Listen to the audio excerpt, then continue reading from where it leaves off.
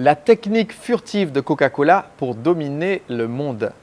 Au cours de mon aventure pour devenir entrepreneur libre, j'ai fait 2 fois le tour du monde avec ma femme Cécile. Pendant mon premier tour du monde, j'ai traversé le Brésil, l'Argentine, l'Afrique du Sud, l'Inde, la Thaïlande, l'Australie et les États-Unis et j'ai constaté un phénomène étrange. Aux États-Unis, ça ne nous surprend pas de voir de la publicité pour Coca-Cola un peu partout à la télévision ou sur les grandes affiches, puisque c'est le plus grand distributeur de boissons sucrées, gazeuses et de boissons là-bas.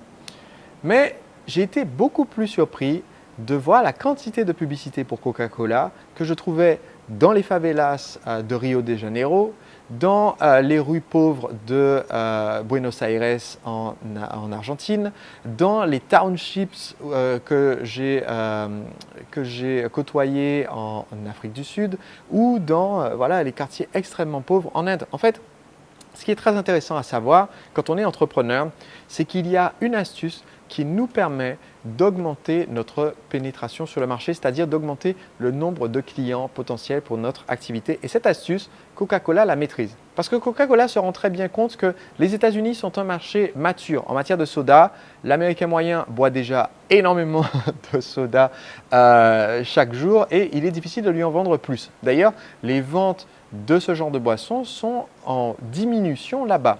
Donc, pour continuer d'augmenter son chiffre d'affaires international, Coca se rend bien compte qu'il y a un public énorme de personnes qui sont en train d'accéder à des moyens financiers supplémentaires dans les pays d'Afrique, dans les pays d'Asie, dans les pays d'Amérique du Sud, qui sont des pays qui historiquement ont beaucoup moins de moyens, mais qui sont en train petit à petit d'accéder à davantage d'aisance financière. C'est pourquoi la grande marque finance en fait des conférences pour partager les secrets de marketing aux restaurateurs.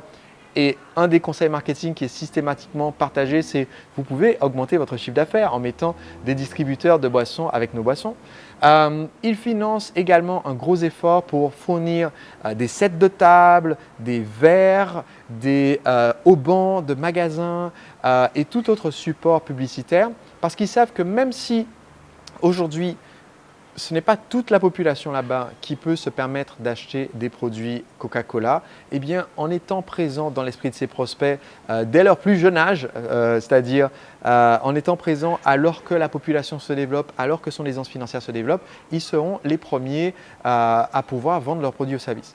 Vous, en tant que petit entrepreneur ou dirigeant d'une PME, vous pouvez faire exactement la même chose. L'idée, c'est de se dire comment est-ce que je peux faire pour parler à mon client quand il est fraîchement arrivé sur le marché, quand il s'interroge pour la première fois sur les solutions à son problème, quand il fait sa première recherche Google sur le sujet, comment est-ce que je peux être sur son chemin.